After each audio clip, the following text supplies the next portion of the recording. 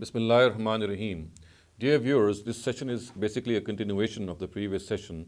If you recall, we have been discussing the points of critique on the text of the collection of the Quran narrative as recorded in Bukhari and attributed to the Caliph Uthman radiallahu anhu. So we have already discussed 6 points of criticism. We were in the process of discussing the 7th point, which was raised in the last session or the last episode. And we are now continuing with that 7th point. If you recall, the 7th point was that we were discussing the contradictions between various alternative accounts of collection in the times of the Caliph Uthman. There is the standard narrative, which we have already discussed. And in the previous narrative session, I had read out some alternative accounts of collection. And since time was the basic issue in the earlier session, and I had left some of the remaining text to the next session, so I'm now reading out those remaining alternative accounts, and then in the end we shall recap and then see how they contradict one another and also how they contradict the standard narrative. And now we had discussed 8 different people who had reported alternative accounts of collection. Today we are now going to discuss the remaining people in this regard who have reported alternative accounts. And the 9th person, the 8 persons have already been discussed, 8 narrators, and today we shall take up the 9th person, and he is Zayd ibn Sabit. Now Zayd ibn Sabit has reported the accounts of collection. He has reported 3 variants or 3 versions. I am not going to read out the first 2 variants before you because they have already been discussed in the topic that was prior to this topic, and that is the collection of the Quran under the Caliph Abu Bakr. If you remember, in the alternative accounts, we had also discussed the accounts reported in Kitab al-Mabani and the Tariq or the Tafsir of al-Tabri, both of them on the authority of Zayd ibn Sabit, and both being diametrically opposite to one another, and both actually delineate the collection of the Quran starting from the life of the Prophet and ending in the times of the Caliph Uthman. And if you recall, both of them were all totally opposite to one another. Both were long narratives. I had read out their text and then the translation before you, so you can just have a recourse to that earlier talks and just to freshen up yourself and revive what has been said in those talks. You can just look them up. So I'm not going to read them out again, but they form the first 2 variants. I'll take up the 3rd variant of Zayd ibn Sabit from here, and this has been reported by Umar ibn Shabba in his Tariq al-Madina. Also, I'd like to point this out that this is, as I said, this is the 3rd version of Zayd ibn Sabit. The first 2 versions are the ones which have been read and translated in the 3rd topic, which concerned the collection of the Quran under the Caliph Abu Bakr radiallahu anhu. So this text of the narrative goes like this. عن زيد بن ثابت أن حذيفة بن اليمان رضي الله عنه قدم من غزاها بفرج أرمينيا فحذرها أهل العراق وأهل الشام. فإذا أهل العراق يقرؤون بقراءة عبد الله بن مسعود ويأتون بما لم يسمع أهل الشام ويقرأ أهل الشام بقراءة أبي بن كعب ويأتون بما لم يسمع أهل العراق فيكفرهم أهل العراق. قال فأمرني عثمان رضي الله عنه أن أكتب له مصحفا فكتبته فلما فرغت منه عرضه. So Zayd ibn Sabit reports that Huzaifa returned from a battle that he had fought at the front of Armenia. The people of Iraq and Syria were present there. So the people of Iraq who read the Quran on the recital of Abdullah ibn Mas'ud radiallahu anhu and would read what the people of Syria had never heard. And the people of Syria who read the Quran on the reading of Ubay ibn Ka'b and would read what the people of Iraq had never heard. So the 2 different armies meeting each other and hearing what the Quran, and then finding out that both are having differences in this Quran. So the narrative goes on. The people of Iraq started to call the people of Syria as disbelievers. At this, Uthman asked me, as Zayd said, he asked him to write a mushaf for him. So I wrote it. When I completed it, it was presented to him. So the completed mushaf was presented to him. Now we come to the 10th person in this regard who has recorded an alternative account of collection, and he is Bukayr ibn Abdullah. And this has been recorded in Ibn Abi Dawud's Kitab al-Masahif.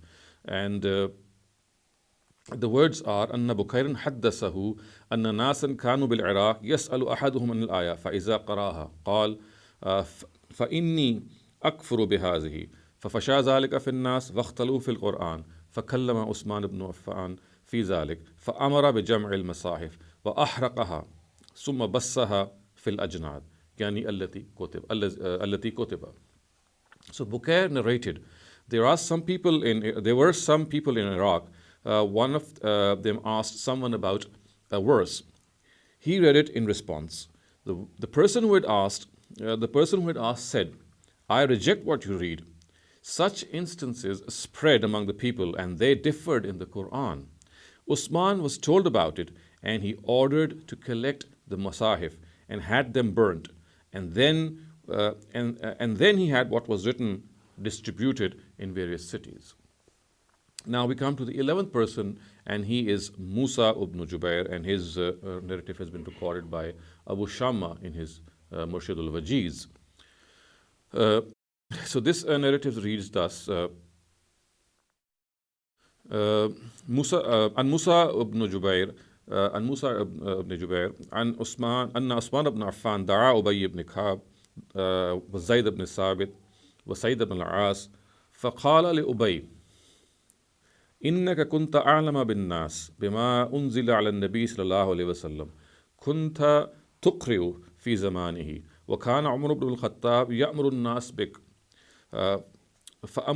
فأملي على هؤلاء القرآن في المصاحف فإني أرى الناس قد اختلفوا. قال فكان أبي يملي عليهم القرآن وزيد بن ثابت وسعيد بن العاص ينسخان. So Musa ibn Jubair reports that Uthman ibn Affan called up Ubay ibn Ka'b, Zayd ibn Thabit, and Sa'id ibn al-As. And he said to Ubay, "You are the most learned of people about what was revealed to the Prophet, and you used to teach the Qur'an in his times. And Umar also would direct people to learn it from you. So dictate the Qur'an to them so that they write in the Masahif, for I see people have differed in it." So Ubay would recite the Qur'an to them, and Zayd and Sa'id would write it. So in this case, we find that Zayd and Sa'id are the persons who are the scribes who wrote the Qur'an, while Ubay ibn Ka'b dictated it to them. Now we come to the 12th person in this regard, and he is Ata ibn Abi Rabah, and this narrative has been reported in Al-Muttaqi's Kanzul Ummal. وروى عطاء أن عثمان بن عفان لما نسخ القرآن في المصاحف أرسل إلى أبي بن كعب فكان يملي على زيد بن ثابت وزيد يكتب ومعه سعيد بن العاص يعربه فهذا المصحف على قراءة أبي وزيد. So this has been recorded by Al-Muttaqi in his Kanzul Ummal. Ata related, when Uthman decided to copy the Quran into the Masahif, he sent for Ubay ibn Ka'b. Ubay used to dictate to Zayd, who used to write. And with him was Sa'id ibn al-As, who used to correct the text. The codex was according to the reading of Ubay and Zayd ibn Thabit. Next we come to the 13th person who has reported another account, and he is Mujahid ibn Jabr. And again, this has also been reported by Al-Muttaqi in his Kanzul Ummal. So it reads, وَرَوَى مُجَاهِدٌ أَنَّ عُثْمَانَ أَمَرَ أُبَيَّ بْنَ كَعْبَ يُمْلِي وَيَكْتُبْ زَيْدُ بْنُ ثَابِتٍ وَيُعْرِبُهُ سَعِيدُ بْنُ الْعَاصِ وَعَبْدُ الرَّحْمَنُ بْنُ الْحَارِثِ وَعَبْدُ الرَّحْمَنِ al-Haris.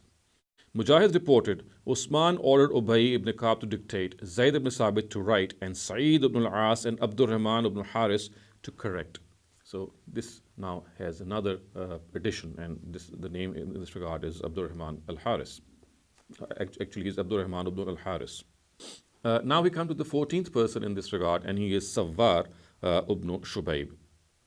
This has been recorded by Umar ibn Shabba in his Akhbar al-Madina, and the narrative reads, عن سوار بن شبيب قال دخلت على ابن الزبير رضي الله عنه في نفر فسألته عن عثمان لما شقق المصاحف ولما حمي الهما فقالوا قوموا فإنكم حرورية قلنا لا والله ما نحن حرورية قال قام إلى أمير المؤمنين عمر رضي الله عنه رجل فيه كذب ولعن فقال يا أمير المؤمنين إن الناس قد اختلفوا في القراءات فكان عمر رضي الله عنه قد هم أن يجمع المصاحف فيجعلها على قراءة واحدة فطعن فتعنته التي مات فيه. فلما كان في خلافة عثمان رضي الله عنه قام ذلك الرجل فذكر له فجمع عثمان رضي الله عنه المصاحف ثم بعثني إلى عائشة رضي الله عنها فجئت بالصحف التي كتب فيها رسول الله صلى الله عليه وسلم فعرضناه عليها حتى قومناها ثم أمر بسائرها فشققت. So Sawar ibn Shubayb says, I entered upon Abdullah ibn Zubair with the group. I asked him, why did Uthman destroy the Masahif and why did he take the lands into government custody? He said, get up because you are Kharijites. We replied, by God, we are not Kharijites. He then said, a man who was a great liar and would lure people to believe him came to Umar, the caliph of the believers, and said, O ruler of the Muslims, people have differed in their reading of the Qur'an. Umar then resolved to collect all the Masahif and write them on one reading. But he was stabbed, which proved fatal. In the time of the rule of Uthman, the same person approached him and reminded him of it. He then collected all the Masahif and sent me to Aisha, and I came back with the suhuf on which the Prophet had written the Qur'an. He then compared the collected Masahif and these suhuf with these suhuf and rectified all mistakes, after which he ordered that all other copies of the Qur'an be destroyed. Next we come to the 15th person in this regard, and he is Aslam Mawla Umar radiallahu anhu, Umar ibn al-Khattab, and this has been recorded by Abu Shamma in his Murshid al-Wajiz. وعن أسلم مولى عمر قال اختلف الناس في القرآن فجعل الرجل يلقي الرجل في مغزاته فيقول معي من القرآن ما ليس معك أقرأني أبي بن كعب كذا وكذا ويقول هذا أقرأني عبد الله بن مسعود كذا وكذا فلما رأى ذلك عثمان شاور فيه أهل القرآن من أصحاب رسول الله صلى الله عليه وسلم فرأوا أن يجمعوه في مصحف واحد ثم يفرق في البلاد مصحفا ثم تحرق سائر الصحف. فدعا عثمان رضي الله عنه 4 نفر 3 من قريش ورجل من الأنصار عبد الله بن زبير وعبد الرحمن بن الحارث بن الحشام وسعيد بن العاص وزيد بن ثابت فقال انسخوه فنسخوا على هذا التأليف وقال ما اختلفتم فيه أنتم وزيد فاكتبوه على ما تقولون أنتم فإن القرآن أنزل على لسان قريش فنسخوا القرآن في مصحف واحد حتى فرغوا منه ثم نسخ من ذلك المصحف مصاحف فبعث إلى كل بلد مصحفا وأمرهم بالاجتماع على هذا المصحف. Aslam Mawla Umar said, people differed with each other regarding the Qur'an. A person would meet in a battlefront and say, I have a portion of the Qur'an you do not have. Ubay taught me this and this. Another person would say, Ibn Masud taught me this and this. When Uthman saw all this, he sought advice from the reciters of the Qur'an from among the companions of the Prophet Muhammad sallallahu alaihi wasallam. They came to the conclusion that they should collect the Qur'an in one mushaf and then its copies be spread in the cities and all the suhuf be burnt. He called 4 people, 3 from the Quraysh and 1 from the Ansar. And the 3 from the Quraysh were Abdullah ibn Zubair, Abdul Rahman ibn Haris ibn Hisham, and Sa'id ibn al-As, and Zayd ibn Thabit was the person from the Ansar. He then said, write it down. So they wrote it in this present arrangement. He further said, in whatever you differ with Zayd, write in accordance with your opinion, because the Qur'an has been revealed in the dialect of the Quraysh. So they wrote the Qur'an in one mushaf until they completed their task. Then some masahif were copied from this mushaf. He then sent a mushaf to each city and directed them to adhere to this mushaf. So next we come to the 16th and final person who has recorded an alternative account of collection, and he is Abu Muhammad al-Qurashi. And this narrative has been reported in Umar ibn Shabbaz's Tarikh al-Madina. The narrative reads, An Abi Muhammad al-Qurashi, Anna Uthman ibn Affan, raziyallahu anhu, kataba ila al-amsar.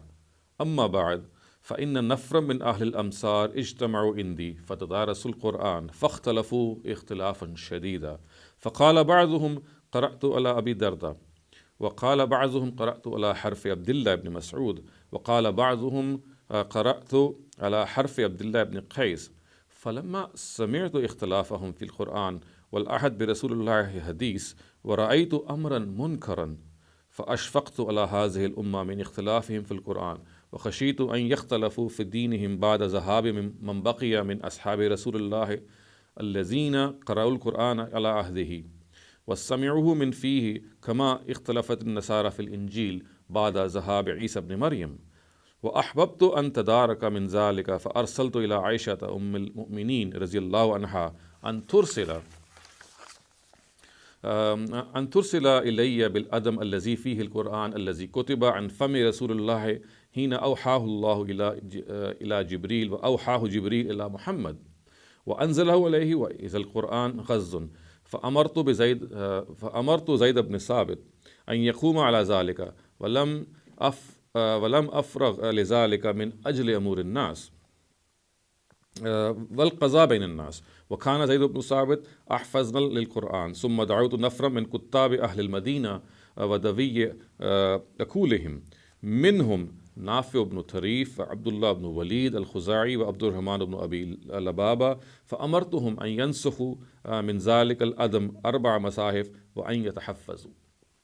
Now, a translation of this narrative reads that Abu Muhammad al-Qurashi, actually Hibban ibn Yahya narrates from Abu Muhammad al-Qurashi that Uthman ibn Affan wrote a letter to his territories which said, "A group of people from various territories gathered before me and read the Qur'an before one another and differed greatly in this reading. One of them said, I have read the Qur'an from Abu Darda, and another said, I have read the Qur'an from Abdullah ibn Mas'ud. And another one said, I have read the Qur'an from Abdullah ibn Qais.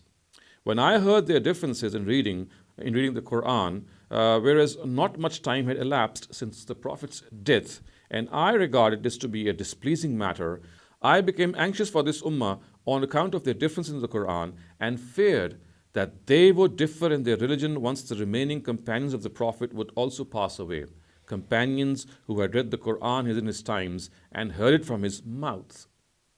This difference would be much the same as the one which arose between the Christians regarding the gospel after Jesus had passed away. And I wanted to make a remedy for this. So I sent a message to Aisha, mother of the believers, to send me the Qur'an on parchments which had been written from the mouth of the Prophet when the Almighty inspired it to Gabriel, and Gabriel had inspired it to Muhammad and had revealed it to him, and when the Qur'an was still fresh. So I directed Zayd ibn Sabit to undertake this task, and I was not available for this task because of involvement in the affairs of people and in settling issues between them. And Zayd was the best of memorizers of the Qur'an. Then I called some scribes of Medina and their learned men. Among them were Nafi ibn Tarif and Abdullah ibn Walid al-Khuzai and Abdul Rahman ibn Abi Lababa, and directed them to copy 4 masahif from the leather pieces on which it was written and to memorize it.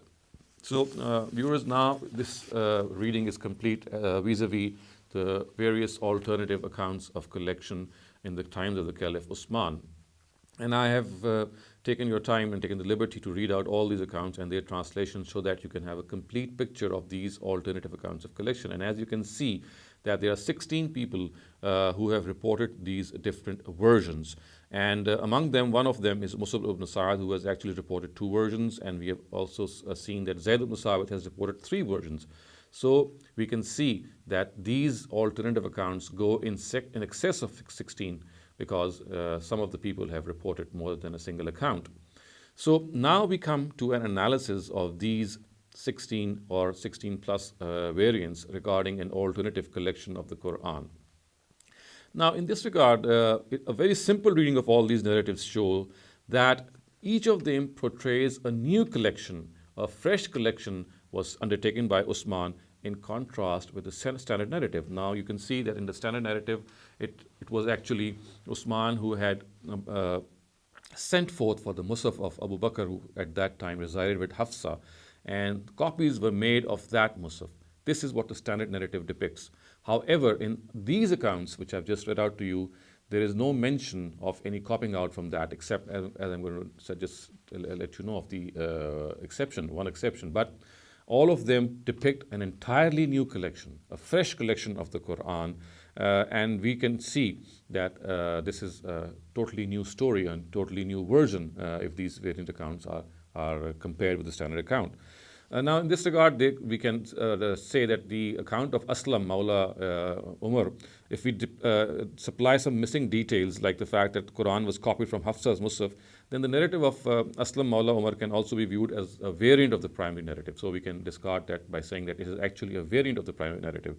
And there is one exception, which is the narrative number 16, which I read out the last, which is from Abu Muhammad al-Qurashi, which is an exception to all the others, because it says that copies were made of the collection which was made in the time of Muhammad ﷺ, and which at the time of Uthman resided with Aisha. So these two are the stark exceptions to what I have just said. But as I said, the account of Aslam Mawla Umar can be regarded as a variant of the primary narrative, and the 16th variant, which is recorded by Abu Muhammad al-Qurashi, it is an exception because it does not depict a fresh collection or a new collection. It says that it actually was a copy of the Musaf of Muhammad ﷺ, which resided at that time with Aisha, not with Hafsa. So this is an absolutely new picture in this regard. It not only differs with the alternative accounts because they say that it was a fresh collection, but also with the standard account because the standard account says that the copies were made from Hafsa's Musaf, not with the one which resided with Aisha radiallahu anha. So with these things in background, let us now proceed further and make this analysis. Now, if we analyze all these narratives, we show that these new collection narratives, which I've read out, they fall in four basic categories. And these categories also are contradictory to one another, but let me enumerate these four categories. Now, the first category is that a new collection was made by using in some manner the collection made by Abu Bakr, which at that time resided with Hafsa. It did use some part of it, and this is evident from the narratives of Muhammad ibn Sirin and Kasir ibn Afla, which was actually discussed at number 3 and number 4. Now the second category, a new collection was made and checked against the collection made by Abu Bakr. So the new collection was made, but it was checked against the collection made by Abu Bakr, which at that time resided with Hafsa. Now this is evident from the first variant of the narrative of Zayd ibn Sabit, radiyallahu anhu, and explicit. This can be said was explicitly, we can say that. And the second variant by Zayd ibn Sabit, which is actually implicit. So this is the second category. Now a third category is that a new collection was made and checked against the Musaf of Muhammad, which at that time resided with Aisha. And this, as I have just pointed out, is the one which has been recorded in the 16th person, which is Sawwar ibn Shubayb. He's the 14th person, Sawwar ibn Shubayb, which says that the Musaf of Muhammad, which at that time resided with Aisha, was checked against this collection.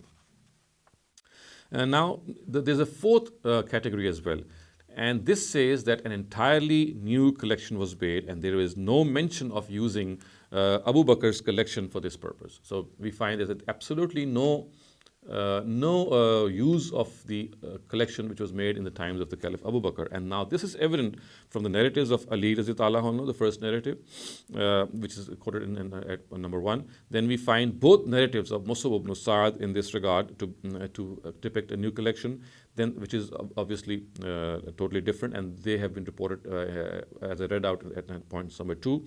Then Abu Qilaba, Yahya ibn Abdul Rahman, Bukair ibn Abdullah, Zayd ibn Sabit, Musa ibn Jubair, Ata ibn Abi Rabah, Mujahid ibn Jabr, and Aslam Mawla Umar. All of them seem to tell us that an entirely new collection was made. Aslam Mawla Umar, obviously, as I said, is a candidate for both.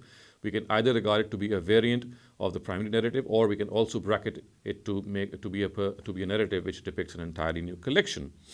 So if this is the situation, we can easily see that all these four categories, they are contradictory to one another. Now we can see that all these four categories, they are contradictory to one another. All of these four categories, I have just enumerated them, and all of them present a different form of new collection. I have said that the first one is the one in which we find that either some use was made of Abu Bakr's collection, not in just copying them out, but in making an entirely new collection. Similarly, in the others also we can see that some material was used, but an entirely new collection was made. So all these versions are contradictory to one another. But in specific terms, category number 2 and 4, we find that within these two versions, 2 and 4, there exist contradictions between the narrative which we find in these two categories. The second category obviously was the one in which a new collection was made and checked against the collection made by Abu Bakr, which at that time resided with Hafsa. So a new collection was made, and it was only checked against that collection, which was Abu Bakr's collection. And this, we said, was the version number 2. Now, let's see what are the differences or the contradictions in this regard. Now, the first and second narratives of Zayd ibn Sabit are diametrically opposite to one another as far as the sequence of events they describe is concerned. Moreover, they also contradict the standard version of the collection of the Qur'an by Abu Bakr and by Uthman, respectively, as recorded in the Al-Jami al-Sahih of Imam Bukhari. Variant 1 quoted in At-Tabari and variant 2 quoted in the Muqaddimah of Kitab al-Mabani have the same chain of narration as far as the first four persons are concerned. It is after Umar ibn Ghaziyah that these chains diverge. However, both contradict one another completely. So I'm not going into details of this because already in the topic number 3, in which we were discussing, or we had discussed the collection of the Quran under the Caliph Abu Bakr, we had seen how these two versions are totally opposite to one another. Both have been reported by Zayd ibn Sabit. Both are totally opposite to one another. One of them is reported by Tabari, recorded by Tabari in his tafsir, and the other one is recorded by in the Kitab al-Mabani. So both of them are totally opposite to one another, and we've also seen how their chain of narration compared, or it fared in the previous sessions in which we were discussing topic number 3. So I'm just going to point that out, and you can have recourse to that talk once again to find out the exact nature of contradictions. We come now to version number 4, and as you can see, version number 4 was the one in which an entirely new collection is alleged to have taken place. And I'm now going to present before you the differences in this, within this fourth category, the differences amongst the variants which are found. So the narratives of Musab ibn Sa'd show that the collection made by Uthman was made on the basis of a person testifying under oath that what he had brought forward as the Qur'an was heard by him from the Prophet ﷺ. On the other hand, the narrative of Yahya ibn Abd al-Rahman says that this collection was made on the evidence of 2 witnesses. So this is again a contradiction. Moreover, the narratives of Musa ibn Jubair, Ata ibn Abi Rabah, and Mujahid ibn Jabr say that the collection was made to the dictation of Ubay. In contrast to the standard version, as per which it was Huzaifa who, after visiting the Syrian and Iraqi armies on the war fronts of Armenia and Azerbaijan, brought the existence of differences in reading the Quran to the notice of Uthman, the narrative of Abu Kilaba says that the differences in reading took place right in Medina. So this says that these differences were in Medina, not in the war fronts of Armenia and Azerbaijan, and were reported to Uthman. The differences were in Medina and they were reported to Uthman. These differences had arisen between the teachers of the Quran. On the other hand, the second variant of Musab ibn Sa'd explicitly states that Uthman directly heard the difference of people reciting in accordance with the reading of Ubay ibn Masud and Mu'az. It may also be noted that the narrative of Abu Muhammad al-Qurashi says that the differences came to the notice of Uthman when he directly heard people differ in reciting the Quran before him. Now, in this regard, a third point of difference that needs to be noted is that one of the variants of Musab ibn Sa'd, which is the first one, mentions that in the sermon delivered by Uthman, he said that 13 years had passed since the Prophet had died, and in the other, he said a different thing, and he says that 15 years had died and since the Prophet's 15 years had passed since the Prophet's demise. So this is a discrepancy.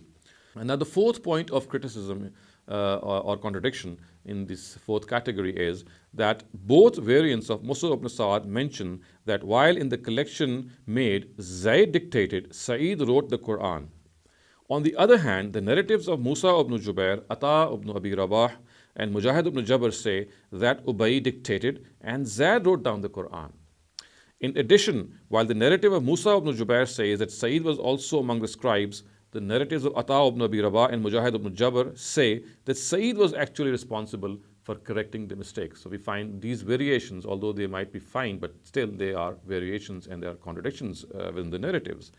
Next, we come to the fifth point of contradiction. Now, the standard version mentions a committee of four who were deputed for this task. And the four people were Abdullah ibn Zubair, Zayd ibn Sabit, Sayyid ibn al-As, and Abdul Rahman ibn Haris. So these were the four people. Now, both variants of Musab ibn Sa'd say that the committee consisted of two people. So, on the contrary, two people are reported by Musab ibn Sa'd as the committee, and they are Zayd ibn Sabit and Sa'id ibn al-As. Now, on the other hand, the narratives of Qasir ibn Afla and Muhammad ibn Sirin say that the committee consisted of 12 people. Now, we have a further count of coming up, and these are 12 people, and they do not name them. They only mention that Zayd ibn Sabit, Ubay ibn Ka'b, and Qasir ibn Afla were among them. The narratives of Musa ibn Sa'd, now this is a further point. The narratives of Musa ibn Jubair, Ata ibn Abi Rabah say that the people deputed were three, Ubay, Zayd, and Sa'id. The narrative of Mujahid ibn Jabr puts the count to four by including Abdul Rahman ibn Haris in the above three. The third narrative of Zayd ibn Shabit shows that the latter was alone in this task and that no other person assisted him in this task of writing out. So, viewers, you can see all in all that these alternative accounts of collection, which we have read out in this session and the previous session, present a different picture. They are of basically four categories. These four categories are contradictory to one another. And within these four categories, you find category number 2 and category number 4. We find variants within these categories to be contradictory to one another. And then we find that all these four categories actually depict a new collection, a fresh collection, and not the one in which we find the standard narrative to depict, which says that actually the Caliph Uthman did nothing but to copy out the Musaf of Abu Bakr anhu, which Zayd ibn Sabit wrote. So the standard narrative speaks of just making out copies of the original Musaf made by Zayd ibn Sabit in the times of the Caliph Uthman.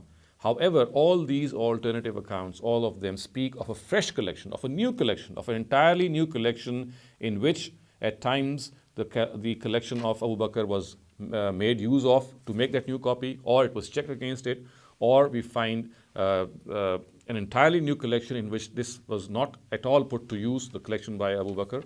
So, all in all, we find that these alternative accounts, they give a fresh collection in contrast to the standard narrative, which says that no fresh collection was made. It was actually the copies were made of the fresh collection. So in the presence of all this data, it is difficult to see which narrative is correct, whether the standard narrative is correct or not. In the next session, inshallah, we'll see how these alternative accounts stand vis-a-vis their chains of narration. And if they turn out to be weak, and if they are found to be weak, and also the chain of narration of the standard collection is also found out to be weak, as we shall see in subsequent talks, then obviously we can place all these collections in the same category, that they all have weak chains of narration. All of them have points which have arisen on the text of their narratives, and if all of them are at par and all of them tell a different story, then I'm afraid we can make nothing out any of these narratives. And this is perhaps a very weighty criticism on all these narratives, that if they are all brought together, they are so contradictory, they are so diverse from one another, that it's difficult to make out what exactly happened. Although we can perhaps surmise, as I'll do that in the end of this session, at the end of this topic, but what exactly are the details vis-a-vis this collection? You can see, viewers, from these depiction of alternative accounts as well as from the standard account, that it is extremely hard to gauge what exactly happened in the details, what they have, like the ones they have been presented in these narratives or these variants. And inshallah, in the next session, we'll take up the chains of narration of these alternative accounts and see how they stand to the test of criticism. أقول قولي هذا واستغفر الله لي ولكم ولسائر المسلمين والمسلمات.